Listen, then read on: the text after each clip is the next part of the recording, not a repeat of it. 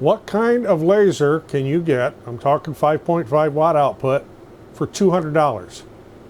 We're going to find out. I'm going to unbox it. We're going to put it together. Coming up.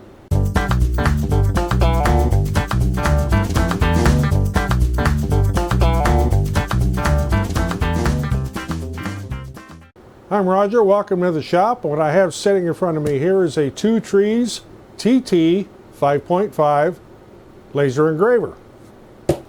$200 on Amazon. We're going to find out exactly what all is involved with this and how well it works. I'm going to do a video here on the assembly, and I'm not real sure on the TT 5.5 exactly which model I have in here. I haven't opened this yet.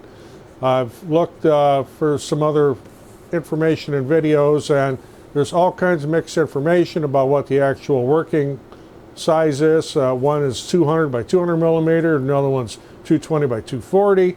So there's no accurate description anywhere really that I could find. I see there's a lot of different models of the TT 5.5. Some of them are what they call the totem.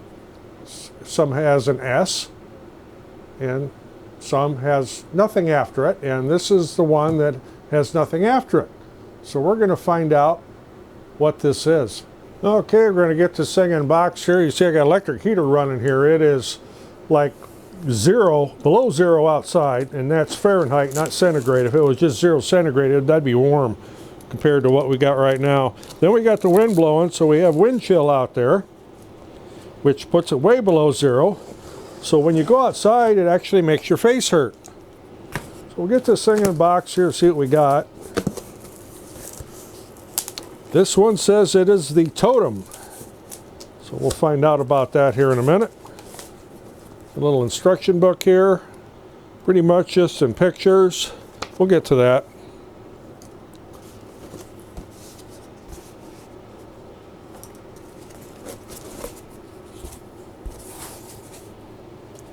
You know, things appear to be fairly well packed. You get a pair of these cheesy wrong color safety glasses. Still better than nothing.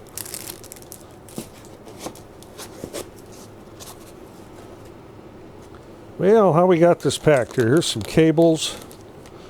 And I just saw some hardware fall down in there, so we're going to have to, there's some more hardware floating around over there. Yeah, I better get something to put that in. Something that's handy to have are these little magnetic bowls. You can put your parts in there and they hold them, provided they're made out of ferrous metal. Okay, we got a USB cable. Got these other wires. I have to search down in there for all that hardware I saw falling all over. Now we'll set this off to the side. There's some more bolts.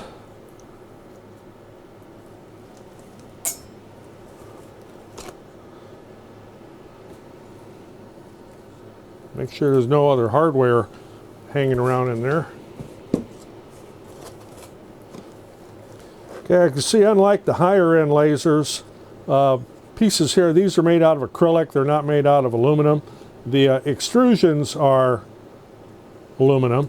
There's a T-nut hanging out over there.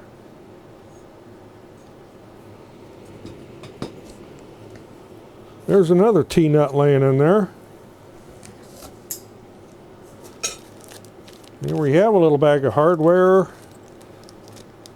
Got some what I call sticky backs, or also called tie wrap bases, a little wrench, and looks like a couple of Allen wrenches in there. Yes, I know it's called Allen wrench.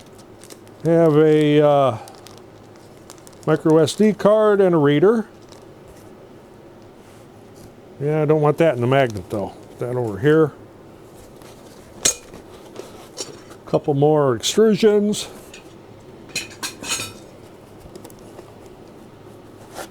Power supply, wire, 60 watt, 12 volt.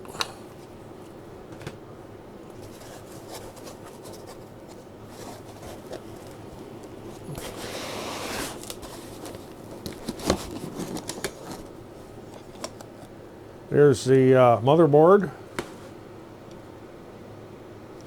Look at that a little closer here in a minute. And this is the laser head. And this little sticker off. This is not fixed focus. This is adjustable focus. I'm trying to see if there's a spec on there for power, and it doesn't have one. Just says 12 volt, and class 3B laser product. Okay, we'll set that off to the side here. Take out this motherboard. Make sure there's nothing else in this box. Hardware-wise, it's floating around. Well, there's more. One of them went on the floor. I have to go to retrieve that and get rid of some trash here. Okay, I've got this unpacked here. Got rid of all the trash and looked the motherboard a little bit closer. A little bit of protective paper cover. Took that off. I think I'm going to be missing a little bit of hardware here, but that's not a big deal. I have a box of miscellaneous. In particular, I think I'm going to be missing a couple of these little hammerhead nuts, so I don't see enough for the number of screws I have. And I did unpack the hardware, and they are marked. Example here, 5x10 M&Ms, so all your screws are marked. And it doesn't look like there's going to be a whole lot of assembly to this. I just hope I have all the hardware. Okay, open the book here up a little bit. Like I mentioned earlier, I had seen a lot of different specifications on what the engraving area is. This gives a machine size of 540 by 486 by 187. That's all in M&Ms, of course. The engraving range is 390 by 320. So we'll find that out when we get things put together and we run a square. Okay, our first step here. This component, or y-axis left or right motor components, beam components is what they call it. You'll see here, there is a little T-nut right there that you'll need to loosen up. And these tools that I'm using here do not come with the laser, of course, but they are much more convenient to use than the little L-type Allen wrenches. So I'll get these loosened up here on both sides. Backed out, you don't need to take them out, just need to loosen them up. And then on the end, although I am missing one over here, but on the end is another one. You would need to loosen up. So, the one that's on this L bracket here on the end will fit into this part of the extrusion. This T-nut that's right here slides into this part of this extrusion. So the easiest way to do that, start with the side one here. Get everything lined up.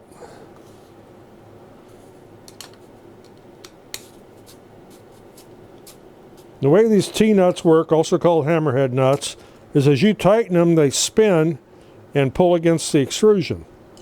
Now you don't want to get these real tight yet because you're going to have to get this thing squared up. So now I'll do the other side. That's missing both screws, but I've got a couple here. So it'll set like this. And you'll notice that this bracket is not square on there. We're going to have to do a whole bunch of squaring up here.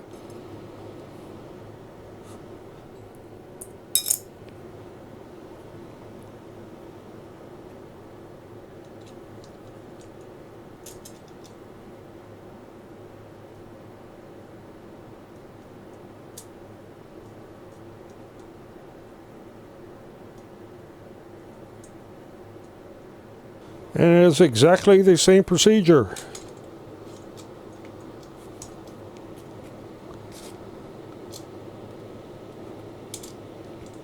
Takes a little bit of dexterity.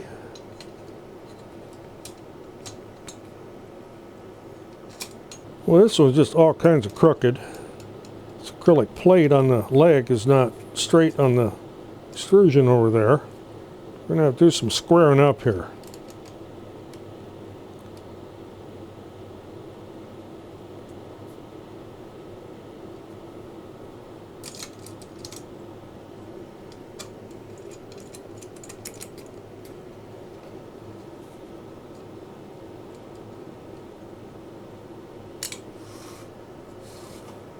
The first thing you're going to want to do here now is square this frame, get everything squared up before you tighten it.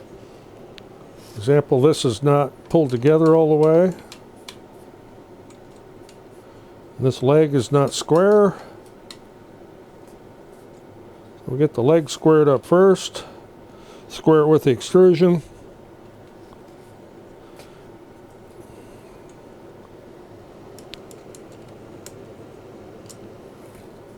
Actually, I'd take the L bracket loose on this side to get everything squared up here, then I'll put it back in. Squaring the extrusions up to itself. Should be a flat cut. I could use a machinist square, I suppose, but don't have one handy. You'll need to do that on all four corners. Every one of these is off. This one's way off. And this one's also way off.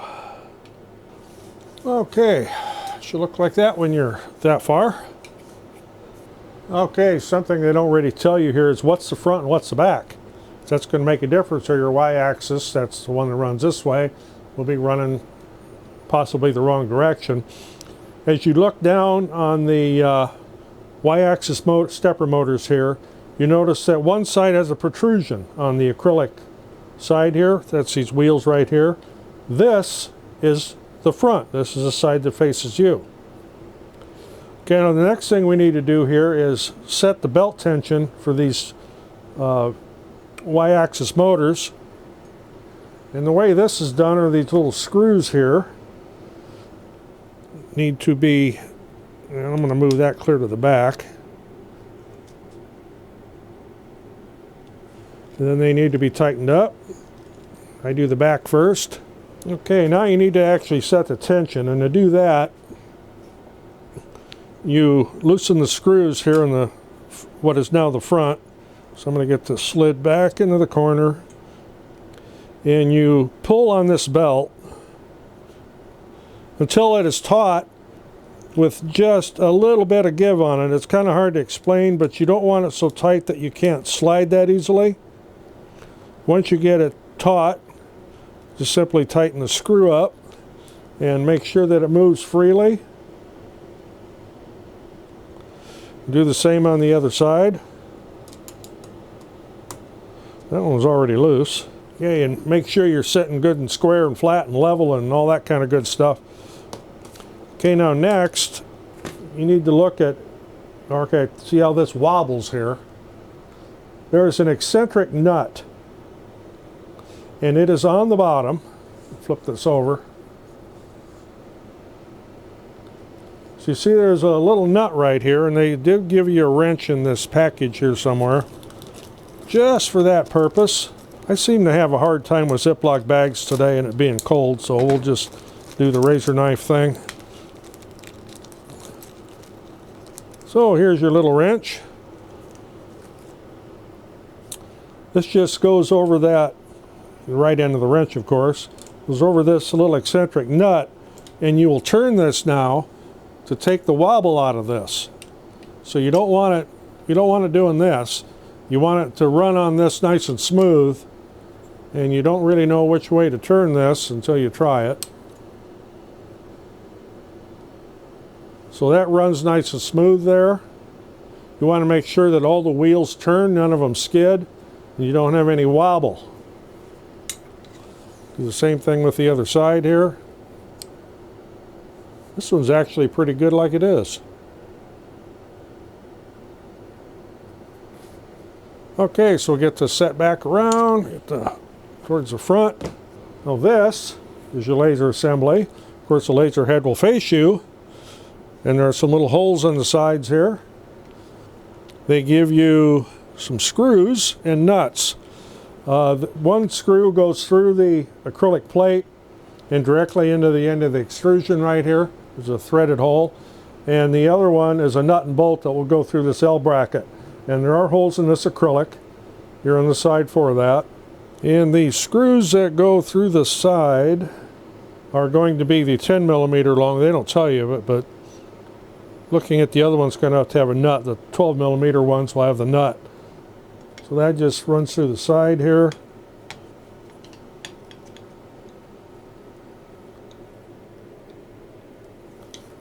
And just start them. Don't like crank them down in place yet, because you need to put your other nut and bolt in there.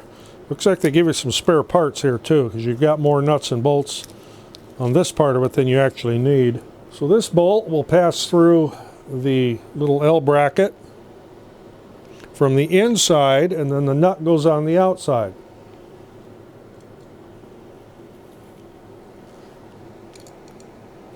This takes a little bit of dexterity. This isn't the easiest thing to get in there, especially when your fingers are cold. And in looking at that, those screws could have been longer. Those were the 12mm, the longer screws, but yeah, it looks like they could have been a little longer for that purpose. Then you need to get this squared up. You see here we got some wobble, so we're going to have to square that with the acrylic on the end, assuming that is square.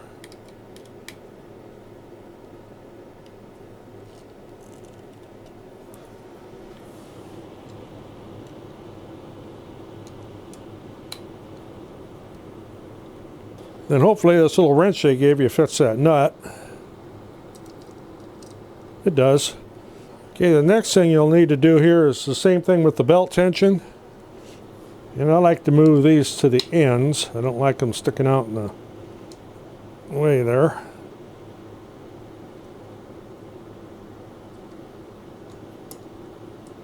And you'll be doing the same thing here you did with the Y-axis. Getting your belt tension set. And once again, you don't want it so tight you can't move that thing.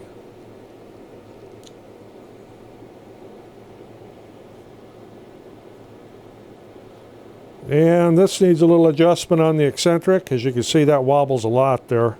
Something I'm noticing here is we're not exactly square to the world. So I can't square up this extrusion a little bit. If you can see that with your eye, you know it's bad. I'll check this more accurately with a machinist square later. My machinist square is not handy. But for assembly right now, you kind of get the idea here. You definitely want to have that square. You don't want the laser pointed off at an angle somewhere. We'll take this little wrench here. We'll get this wobble taken out of that.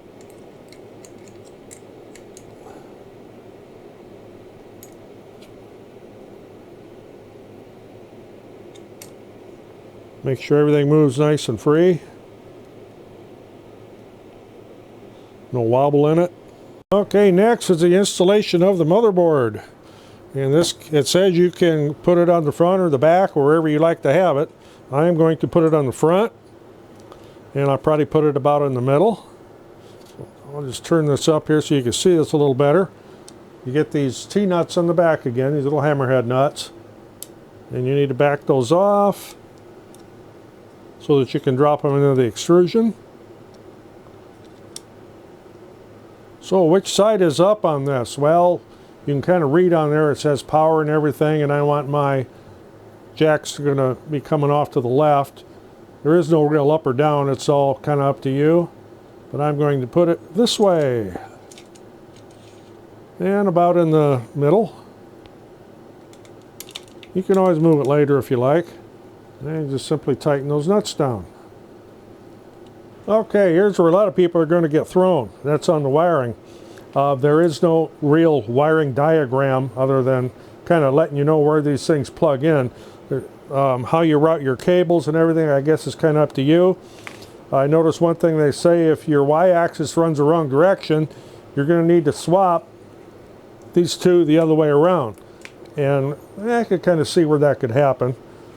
But these little plugs here will plug into the stepper motors. This is the Y-axis, and assuming I have this put together like they kind of shown in the picture, Y1 should go over here. These are keyed, they'll only go in one way. They do go in fairly easily if you have them the right direction. Don't force it, so if you bend those pins, you're going to have a dickens of a time getting them straightened out enough so that you can actually plug something into them. So put the Y1 over there, the Y2 over here on this side.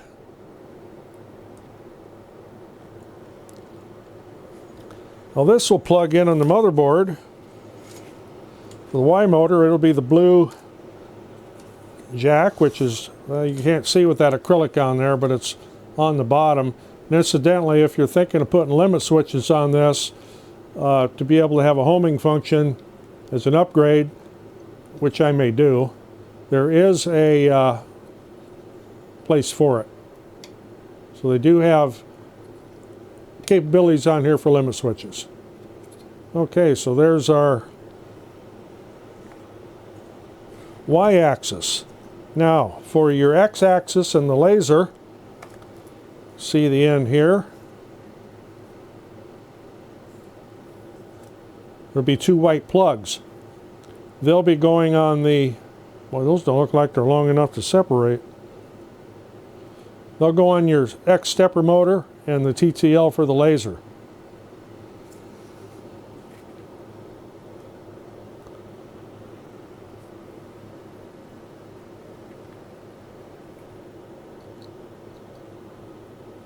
And these again are keyed so that they'll only go in one way.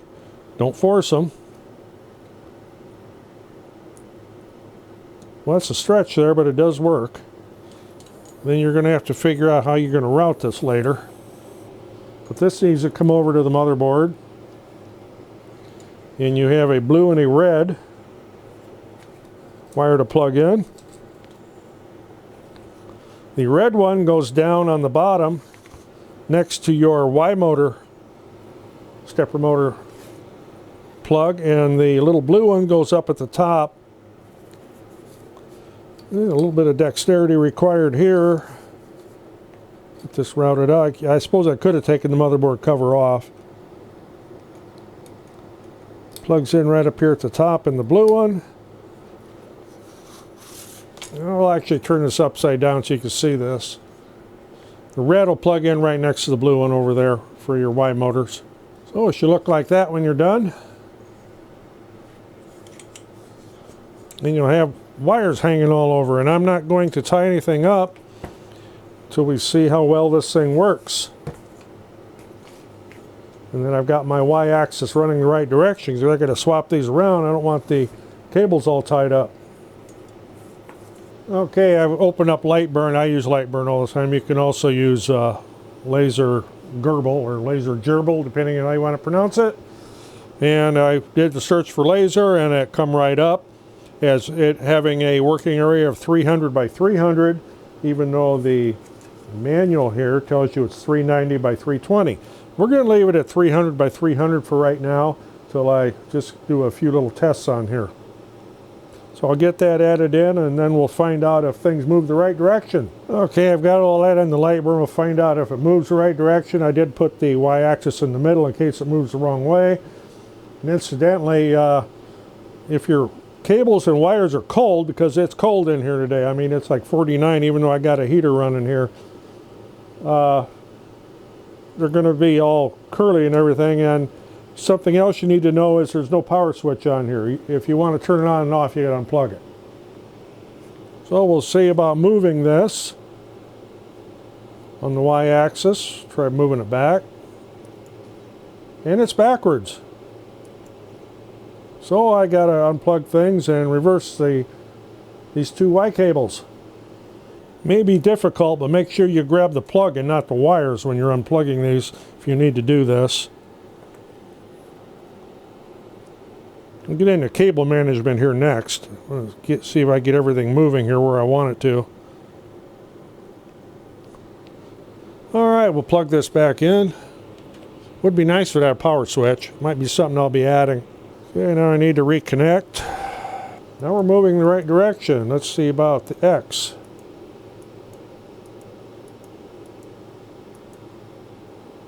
It moves as it should. Yeah, I need to put something underneath that laser head. Okay, next you need to focus. That is, focus your laser. I've got a piece of scrap plywood underneath here, and I have my laser goggles on. I know you can't see them, but you need to get this, turn this dial here on the bottom to get that dot as fine as you can get it. I have my laser power turned way down. I have it at 0.5%. And you'll see there as I turn it the wrong way, it gets wider. You want to have that dot as small as possible. And there are other ways to do this, but this is just for my testing here. Okay, I've got just a simple line engraving set up in here I'm going to use.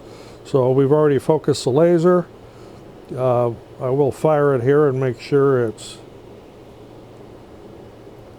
I guess I need to put a percentage in there to do that though. 0.1%. Yes, we have a dot and it looks pretty good. So next I'm going to set my origin here. If you're not familiar with light burns, a lot of tutorials on you can find a video on, and you'll be able to learn this. I'm not going to get into how to use light burn right here. Laser GRRBL, Gerbil, whatever you want to call it, is a free program, which also works. I am just using light burn because that's what I use all the time. So I've got this here. I want to frame this. Make sure it's going to stay on my board. And I got to kind of watch my cables because I don't have them tied back or anything yet.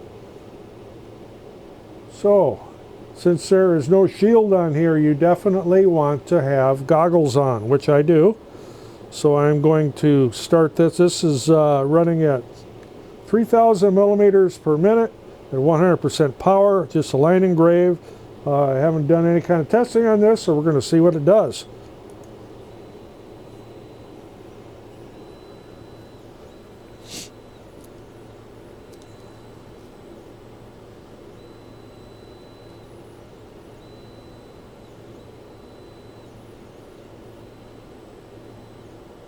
It is set to do 3 passes.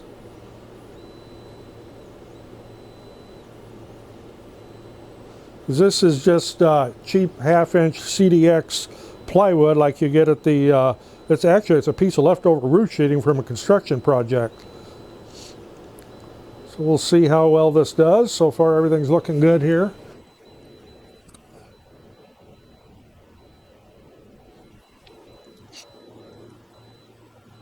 And we'll let this keep running here. I'll let it finish this graphic here, and then I'll do a fill burn, and I'll do a little bit of illustration of that.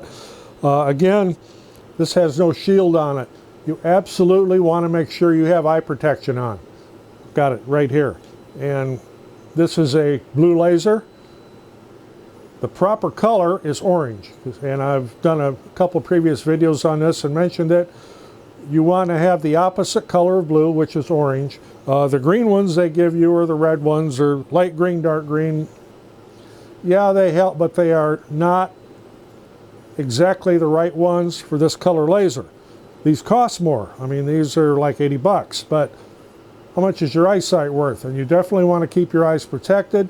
You don't have to go the goggle route like I have here, but since I wear glasses and I need my trifocals, I still need to be able to see, and them little hokey glasses they give you, these things here, these aren't worth a damn when you're trying to put them on over prescription glasses. So that's why I have these goggles. And I have 6 lasers, so they get a lot of use. So we'll let this here finish up, my little beer mug, and then we'll do something with a fill. Okay, there's my little beer mug. Now we'll set something up for a fill and do some text. Okay, I've got this set up to engrave some text, so what I'm going to do first is frame it. That's a laser on low power there, so I can see where this is going to come out to. And I'm doing this from starting from current position. My job origin is the lower left corner. That's where I like to work from on something like this. When I'm actually doing a project, I work from center. But for this is get her fired up here and let her engrave.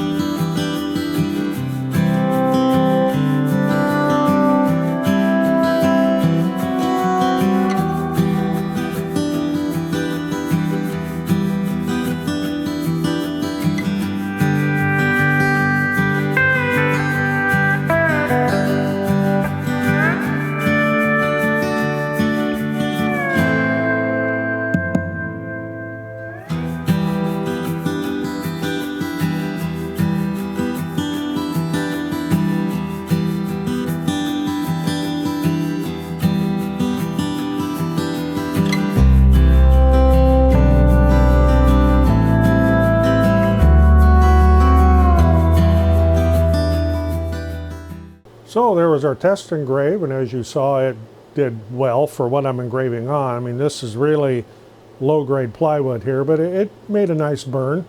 That was at 3,000 millimeters per minute at 100% power.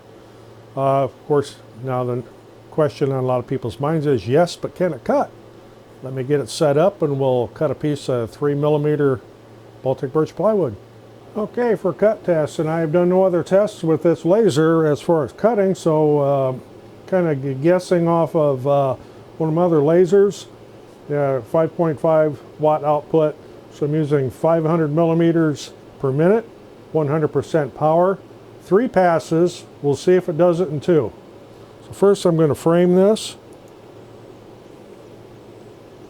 Actually, I'm going to frame it with the laser on so I can see where it's going there. Okay, we're just doing a small cut. This is a cog. So we'll start this and let her run.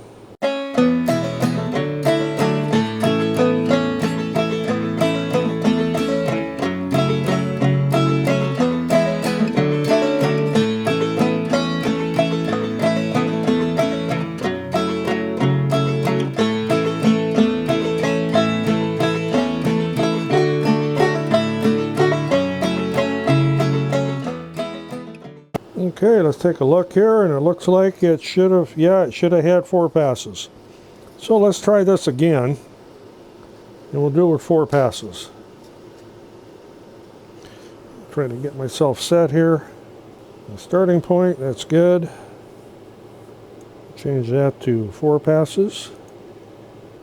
Definitely need to do some cable management. We'll figure that out here on another shot. Okay, let's see how we did with 4 passes.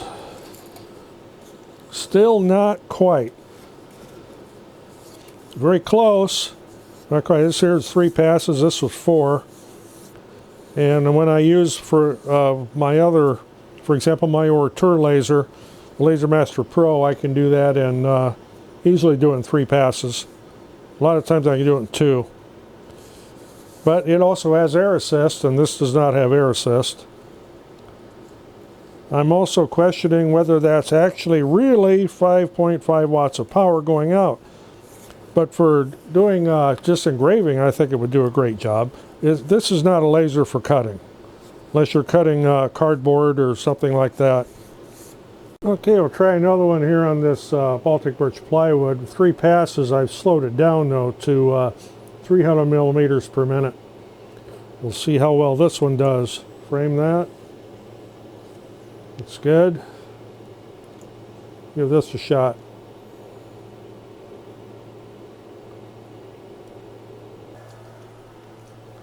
Okay, let's see what we got here. That one did it.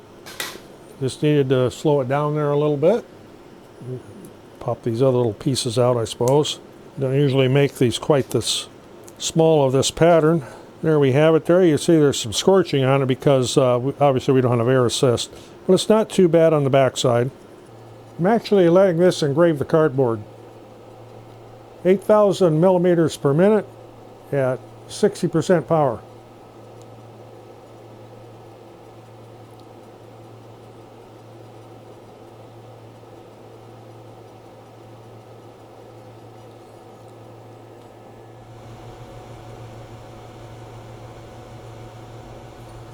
So one thing I haven't covered is this little micro SD card with the reader that comes with it. What's on here? Well, I'm going to find out. Well, what I'm finding out is the card reader doesn't work. I'll have to go up and on the loft to get another one. Okay, what's on this card is called Totem Engraving, and it's a compressed file that needs to be expanded or uncompressed or extracted or whatever you want to call it. And it's an RAR, and I don't have that app on here. So I'm going to have to get an app on this laptop to open that. Okay, after a little bit of hassle, got that unzipped. It's not zip, it's an RAR file, and you're going to need an app to be able to extract that. You cannot extract it to the micro SD card because it's not big enough. You'll need to copy that to your computer, then extract it, and I'll tell you what's on there. There is an assembly video. Yeah, it's so-so. There's an FAQ. There is a a firmware loading utility along with firmware. It's in Chinese. There are installation instructions. I didn't open that. That's probably the same thing that the little manual there was. There's software, and there's laser Gerbil in there, and there's also light burn, but I would suggest that you actually download those from the sites and not use the version that's on this little card because it is dated. And there is a test image, a few test images you can use to play with here a little bit. And there is also an Excel file with all of the G-code settings and all the settings you need. The problem is the numbers are there, but everything else is in Chinese. So unless you can read Chinese, that's not going to do you a whole lot of good. So we'll get down to what do I think of this? Well, first off, this was not given to me. I bought this. I wanted to see what a $200 laser was like, and obviously I found out. Would it be a good entry-level laser for somebody just starting out and wondering if you want to play with this or not without, you know, laying out $800 for a higher-end diode laser? Yes, it would be fine for that. The pros, it's simple to put together. It's simple to operate. There's some cons to go with it, of course. It's not a fixed focus. You need to focus it. The Z-axis is not adjustable, so if you did want to change this laser module to a fixed focus module, you would need a way to be able to adjust the Z-axis up and down. Looking at the plate, it wouldn't be that hard to do, especially if you like to tinker. Another con is the cable management here, and I'm going to have to come up with something. And I'm a retired electrician, electrical engineer, and it's going to be that hard for me to figure something out here, but it's something that could have addressed and done a little bit better with. Another con is there's no power switch. You want to turn it on or off, you either plug it in or you unplug it. There's no switch to turn it on and off. As far as getting it in the light burn, that was very simple. It would be just as simple as getting it in the laser Gerbil. It wouldn't be that tough. How well does it perform?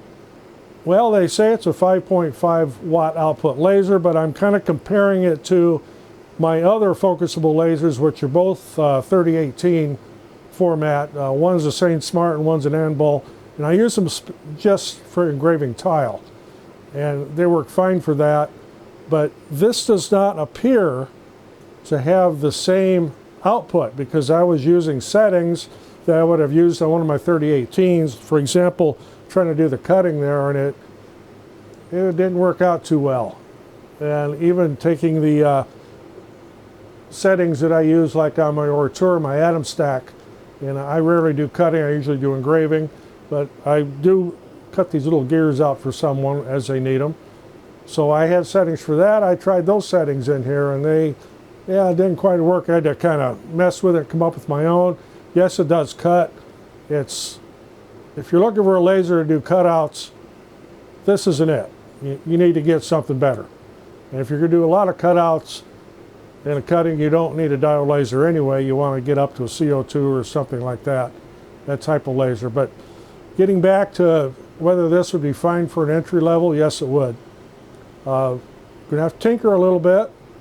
But that's a lot of these little things like this. Just like 3D printers, if you're going to be into 3D printing, you better want to tinker. Running this at high speed, which I did as my last test at the 8,000 millimeters per minute, I did have to make a change for the maximum speed. From the settings, it was set at 100. I had to change it 100 millimeters per second.